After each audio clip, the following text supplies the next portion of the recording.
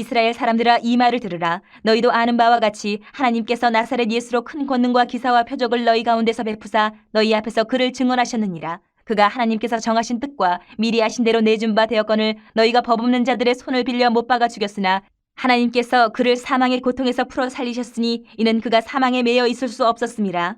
이 예수를 하나님이 살리신지라. 우리가 다 이 일의 증인이로다.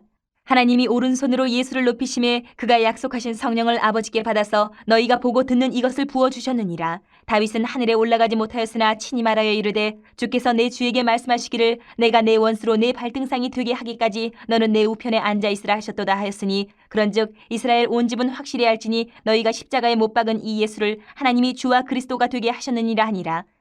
그들이 이 말을 듣고 마음에 찔려 베드로와 다른 사도들에게 물어 이르되 형제들아 우리가 어찌할꼬 하거늘. 베드로가 이르되 너희가 회개하여 각각 예수 그리스도의 이름으로 세례를 받고 주의 사함을 받으라. 그리하면 성령의 선물을 받으리니 이 약속은 너희와 너희 자녀와 모든 먼데 사람 곧 주 우리 하나님이 얼마든지 부르시는 자들에게 하신 것이라 하고. 오늘 제목은 위대한 회개입니다. 회개. 금방 우리가 중간을 뛰어넘었지만 계속 이어지는 본문 말씀인데요. 이 사도행전 2장 22절부터 있는 이 말씀은 베드로의 설교 말씀이에요. 그런데 성경에 많은 설교의 본문들이 있는데 정말 빼놓을 수 없는 위대한 설교라고 할 수 있습니다. 이 베드로의 설교, 사도행전 2장에 있는 우리가 읽은 이 설교 말씀. 지금 이 설교를 하고 있는 베드로 사도의 모습은 예전에 예수님이 잡혀서 가실 때 그 뒤를 숨어서 따라가다가 어린 소녀에게 예수님 모른다고 부인하고 심지어는 예수님 모른다고 저주했던 그 겁쟁이 베드로가 아닌 겁니다. 지금 이 설교할 때의 모습은 예루살렘 한복판에서 사람이 정말 많은 그 예루살렘 한복판에 서서 수많은 대중들을 모아놓고 그 이스라엘의 나라의 불신앙, 죄악 이것들을 책망하면서 설교를 하는 거예요. 그리고 그들이 우리 이스라엘 유대인들이 죽인 자가 바로 예수다, 그리스도다. 예수님을 죽인 사람들 앞에서 예수님을 메시아라고 지금 증거하는 설교를 하고 있는 거예요. 어떻게 될지 모르는 거예요.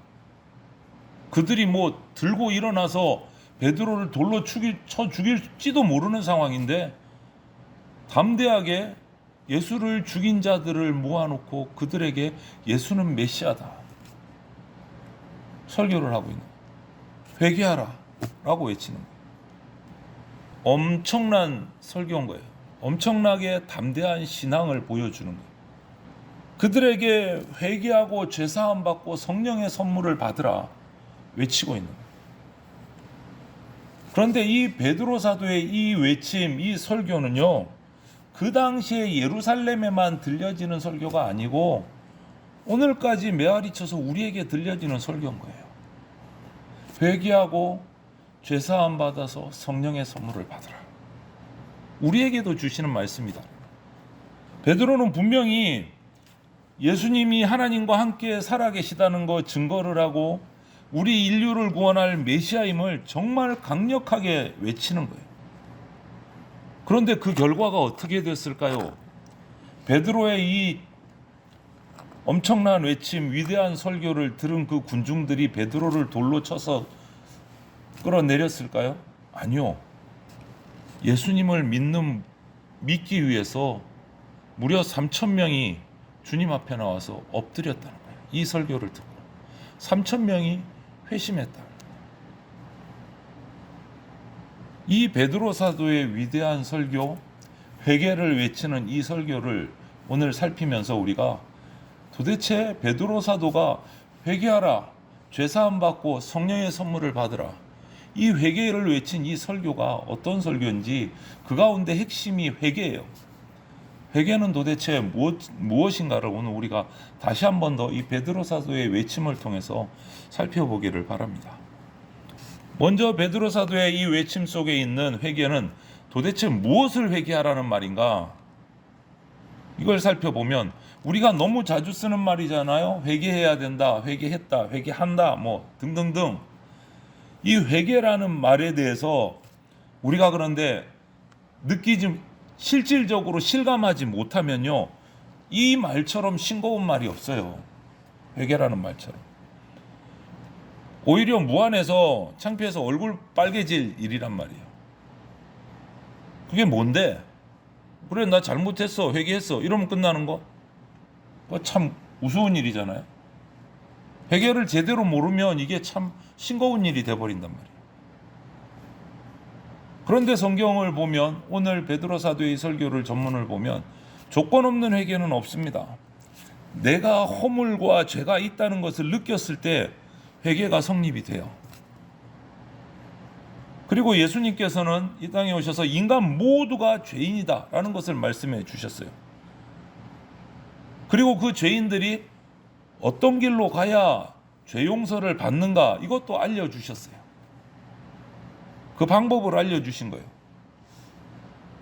하늘나라로 가는 길을 알려주신 안내자가 바로 예수님이신데, 그런 예수님께 나아가는 방법이 딱 하나 있어요. 조건이 딱 하나. 그게 뭐냐? 죄를 회개해야 돼요. 그런데 우리 인간의 모습은 이때나 지금 오늘날 우리가 살아가는 이 시대나 별반 다르지 않은 것 같아요. 좋은 모습으로 다르지 않으면 좋겠는데 난처해요. 우리가 가지고 있는 그 죄에 대한 것들을 변명할 것도 없고 위로받을 것도 없고 죄의 문제를 해결할 것도 없어요. 뭐 감옥 들어갔다 오면 아니요. 감옥은 항상 말씀드리잖아요. 우리 살아가는 사람은 들킨 죄인 안 들킨 죄인 결국은 전부 다 죄인이다. 감옥에 들어갔다 온다고 해서 죄가 해결되는 건 아니다. 근본적인 해결책이 아니다라는 거예요. 이렇게 죄에 대해서 우리 인간들은 지금 현재 변명할 곳도 없고 위로받을 곳도 없고 제대로 해결할 수 있는 무언가도 없어요. 그럼 어떻게 해야 되나? 예수님께로 나아가는 수밖에 없다라는 거예요. 예수님께 내 죄를 자백하고 예수님을 붙들고 그 죄의 문제를 해결받는 것 말고는 다른 그 어떤 방법도 없다라는 거예요. 그러면 무엇을 회개해야 되나? 회개는요, 무언가 하나 요만큼 한 가지를 회개하는 그거 아니에요. 회개는 일부분이 아니고 전 인격적인 것이 다 회개돼야 돼요. 눈에 보이는 것뿐 아니라 마음속에 자리 잡고 있는, 숨기고 있는 흐릿한 부분까지도 빠뜨림 없이 다 주님 앞에 자백해야 된다. 죄와 연결될 가능성이 있는 것조차도 단절하고 예수 그리스도의 마음을 전폭적으로 받아들여서 하나님 앞에 확실하게 말씀대로 생활하는 것, 그거 회개다. 그냥 입술로만 잘못했습니다 하나님, 다음부터는 절대 안 그럴게요, 이거 지난주에도 말씀드렸어요. 이거는 회개가 아니고 뭐라 그랬습니까? 그냥 반성. 반성과 회개는 다릅니다. 회개해야 주님과의 관계가 회복됩니다. 반성이 아니고 회개를 해야. 그 회개가 뭐라고요? 내 일부분이 아니고 내 전 인격적인 것을 다 하나님 앞에 내어놓고 눈에 보이는 것, 보이지 않는 것, 흐릿한 것, 모든 것을 다 끄집어내놓고 하나님의 마음을, 예수 그리스도의 마음을 완전히 받아들이는 거예요. 그리고 말씀대로 확실하게 생활하는 것, 이거 회개예요. 그리고 이런 회개는 일시적으로 뭐 한 일주일만 하면 되겠지, 뭐 고난주간만 하면 되겠지, 그게 아니고 천국 가는 그날까지 계속돼야 돼요. 우리의 회개는 한 번 회개했다고 끝난, 우리가 한 번 죄 짓고 맙니까? 마음의 죄, 육신의 죄, 우리는 끊임없이 내가 알고 지은 죄, 모르고 지은 죄, 수없는 범죄를 행해요. 우리의 회개는 계속돼야 돼요. 이게 회개예요. 나의 모든 것을 주님 앞에 내어놓고 예수 그리스도의 마음을 받아들이는 거예요. 그러면 누구에게 해야 하나? 회개해야 하나? 여러분, 우리가 일반적인 사회에서도 누군가에게 잘못을 저지르게 되면 그 한 사람에게만 해당되는 게 아니에요. 사회라는 것은 이렇게 여러 관계가 연결되어 있기 때문에 나를 사랑하는 모든 사람에게 미안한 일이 될 수 있어요. 어느 한 사람에게 잘못한 것이. 그리고 그것은 하나님께 죄를 짓는 것도 돼요. 다 연결이 된단 말이에요. 사람 사이의 허물을 사과하지 않으면 그 사람 얼굴 볼 면목이 없어서 참 힘들어지잖아요. 하물며 하나님께 내가 지은 죄를 회개하지 않으면 대충 넘어갈 수 있을까요? 하나님 앞에서. 하나님 앞에 엎드려서 또 기도하고 찬양할 때 거리낌이 없을까요? 회개하지 않고서. 그럴 수 없다는 거예요. 회개는 하나님 앞에 하는 것. 하나님과의 관계를 회복하는 거거든요.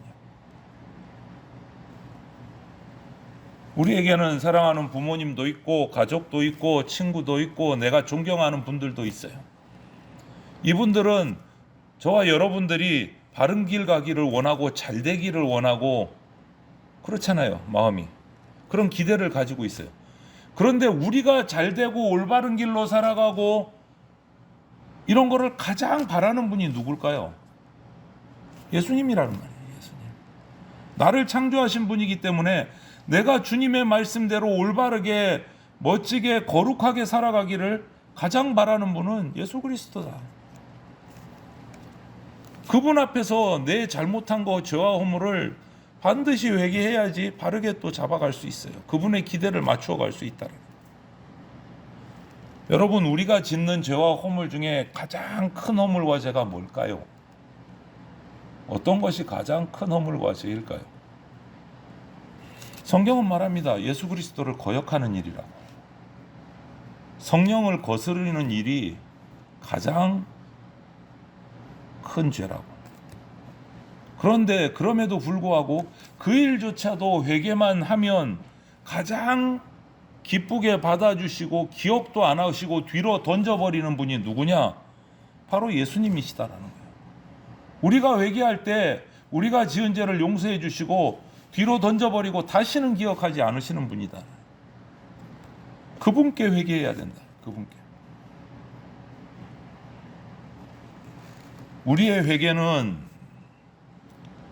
제대로 살기 위한 거룩한 삶을 살기 위한 방법이에요. 하나님과 나와의 관계를 제대로 회복하는 것이 바로 회개예요. 생각만 하는 것 아니고 생각만 하는 것은 반성이고 회개는 내 삶을 하나님 앞에서 변화시켜서 회복시켜서 돌이켜서 하나님과 나와의 원래의 관계로 돌아가는 거예요. 그 돌아가는 징검다리 역할을 연결 역할을 예수님께서 십자가를 통해서 해주신단 말이에요. 우리 인간이 아담과 하와가 창조돼서 범죄하기 전에는 에덴 동산에서 하나님과 직통으로 대화하며 거닐며 행복한 삶, 영원한 삶을 시작했단 말이에요. 죄 지으면서 그 관계가 끊어졌어요. 회개는 그 끊어진 관계를 다시 연결하는 게 회개예요. 다시 연결하는 게. 그런데 우리 힘으로는 되지 않습니다. 예수님을 통해서 예수 그리스도의 십자가 보혈을 통해서 하나님과 나와의 그 죄로 인해서 끊어졌던 관계가 다시 연결되는 거예요. 죄의 문제가 해결되면서. 회개는 하나님과 나와의 관계를 회복시키는 거다. 그때 우리의 삶이 회복될 수 있다. 그래서 오늘 베드로 사도의 설교가 뭡니까? 회개하고 죄사함 받고 성령의 선물을 받으라. 죄사함 받는다. 회개하면 죄사함을 받습니다. 구원을 받습니다. 그래서 죄사함 받는다라는 것은 구원을 의미하기도 해요. 이것은 의심의 여지가 없는 확실한 거예요. 오늘 베드로 사도도 그래서 외친 거예요. 목숨을 걸고 외친 거예요. 회개하라, 죄사함 받으라. 이거 외친 거예요. 그래야 구원받을 수 있는 거니까. 구원은 누구로부터 옵니까? 성령이 주시는 선물이에요. 성령이 주시는 선물. 구원 받는 거예요. 예수님께서 약속하셨고 또 우리는 그 약속을 믿기 때문에 그래서 우리가 치러야 될 죄의 대가를 예수님께서 오셔서 대신 치러 주셨고 생명으로 그 구원의 대가, 대속의 대가를 대신 치러 주셨잖아요. 그래서 우리가 회개함으로 주님의 보혈의 공로로 죄사함을 받고 구원의 자리로 나가게 되는 것. 그것이 성령의 선물이다. 구원받는 것. 그래서 이 구원이라는 말은 죄에서, 그릇된 인간 관계에서, 하나님과 멀어진 상태에서 건진받는 거예요. 회복되는 거예요. 그거를 구원이라고 말해요. 다시 말하면 내가 원하지 않는 어떤 잘못된 상태에 항상 매여 있어야 되는 그 괴로움에서 벗어나는 거예요. 또 사회생활하면서 이 세상에서 이해관계에만 사로잡혀서 살아가요. 내가 이렇게 하면 저 사람이 저렇게 할 텐데 그거 계산하려고 바빠. 마음에도 없는데 가서. 또 어떤 사람은 자기 중심으로 이기적인 생활을 막 해요. 구원받으면 이런 것에서 해방될 수 있다. 그것을 벗어나서 믿음의 공동체 가운데 사랑하고 희생하고 봉사하고 나누면서 예수님의 이름을 세우는 것이 구원받는 자의 삶이에요. 인간의 생활이나 어떤 인간의 이상이나 이런 것보다 하나님의 뜻, 하나님의 인도하심, 섭리가 얼마나 중요한 것을 깨닫고 그것을 전하는 삶이 구원받은 거예요. 예수님의 인격을 닮아가는 거예요. 나를 통해서 사람들이 예수님을 보게 되는 거예요. 그게 구원받은 거예요. 그게 구원받은 거예요. 베드로가 서두에서 말씀드렸지만 지금 얼마나 바뀌었는지 보세요. 제자라고 수제자라고 했는데 예수님이 체포되어서 잡혀가실 때 그래도 수제자 체면에 도망은 못 가고 숨어서 졸졸졸 따라가다가 그 문 앞에 있다가 어린 소녀가 예수님의 제자네 그러니까 나 예수님 모른다. 또 한 번 들키니까 예수님을 막 저주하는 말까지 해요. 왜 그렇습니까? 회개하지 못했고 죄사함 받지 못했고 구원의 확신이 없었기 때문에. 그랬던 그가 예수님을 만나고 회개한 뒤로 어떻게 변화됩니까? 오늘 이 설교의 자리가 어디입니까? 예수님을 잡아서 죽였던 그 유대인들이 모여있는 예루살렘 성 한복판에서 그 수많은 사람들이 있는 그 자리에서 그들을 향해서 너희가 죽인 예수가 그리스도다, 메시아다, 그에게 회개하고 그를 믿고 죄사함 받고 성령의 선물을 받으라 외치고 있어요. 구원을 받았느냐 못 받았느냐, 회개하고 성령의 선물을 받았느냐 못 받았느냐, 완전히 다른 사람이 되어 있다. 완전히 다른 사람. 여러분, 구원은요 덮어놓고 복 받겠다는 게 아니에요. 내가 예수 믿고 구원받아서 복 받아야지, 이거는 자기 욕망이고 자기 만족이에요. 구원은 그런 게 아닙니다. 구원은 그런 게 아닙니다. 내 사업 잘 돼야지 교회 다녀서. 구원은 그게 아니에요. 제발 그런 착각하면 안 돼요. 제발. 그게 미신이에요. 그게 강해지면 사이비가 돼요, 여러분. 성경은 그렇게 말한 적이 없어요. 지금도 살아계셔서 일하고 계시는 하나님과 함께 말씀 가운데서 생활하는 걸 구원이라고 말해요. 하나님의 품 안에 들어가서 하나님과 동행하는 것. 그렇게 될 때 슬픔도 없어지고 절망도 없어지고 그 삶이 기쁘고 소망이 샘솟는 생명력 있는 삶이 되는 거예요. 그게 복이에요. 그게 복이에요. 성경이 말하는 복은 바로 그거예요. 모든 상황 속에서 어떤 상황이 와도 슬픔을 이겨낼 능력이 있어요. 왜? 주님과 함께하기 때문에. 어떤 위기가 와도 소망이 있어요. 왜? 주님과 함께하기 때문에. 구원받았기 때문에. 그것이 복받은 인생이에요. 억만검을 품고 비밀금고에 감춰놓고 누가 훔쳐갈까 봐 벌벌벌 떠는 인생, 그게 복받은 인생이 아니단 말이에요. 여러분, 우리는 예수 그리스도의 말씀을 따라서 생활하는 신앙생활에 관해서 지금까지 교회 공동체에서 생활하시면서 수없이 배워왔습니다. 그렇게 살자고. 그런데 이런 생활은, 이런 믿음의 생활은요, 예수 그리스도의 인도함 없이는 도무지 이루어질 수가 없습니다. 내 의지로 내가 이번 올해는 예배 한 번도 안 빠지고 다 참석해 봐야지 깡다구를 가지고, 그게 은혜가 아니에요. 우리 의지로 되는 게 아니에요. 신앙생활은 예수님과 함께 할 때, 말씀을 읽고 묵상하고 예배 드릴 때마다 은혜가 될 때 내 마음속에서 그 다음 모임이 사모하게 되고, 그 다음 말씀이 뭘까 기다리게 되고, 그러면서 예배로 나오게 되고 소그룹 모임으로 나오게 되고 봉사하게 되는 거예요. 억지로 나오는 게 아니고. 그렇게 되려면 예수님의 간섭하심이 우리 생활 가운데 들어와야 돼요. 하나님, 내 생활을 하나님이 운전해 주십시오. 맡겨야 돼요, 운전대를. 그래야 이 삶이 가능해져요. 그분의 말씀으로 양식을 삼고, 그분을 통해서 기도하고, 그분의 약속을 붙들고, 그 약속에 이루어지는 소망을 가지고 살아가는 거예요. 그것이 구원받은 사람의 모습, 죄사함 받은 사람의 모습, 회개한 사람의 모습, 성령의 선물을 가진 사람의 모습이에요. 베드로 사도가 지금 자신이 변화된 모습을 사람들에게 보이면서 그렇게 가자고 외치고 있는 거예요. 그게 회개한 자예요. 진짜 회개다. 위대한 회개다 얘기하는 거예요. 여러분, 예수님의 말씀으로 양식 삼고 기도하고 그분의 약속을 붙들고 살아가기 위해서는 그 첫 단추가 뭐라고요? 첫 걸음을 오늘 베드로 사도가 목이 터져라고 외치는 게 뭡니까? 회개하라. 회개예요. 첫 걸음은 회개예요. 그래서 진짜 회개는 위대합니다. 참 회개는 위대합니다. 왜?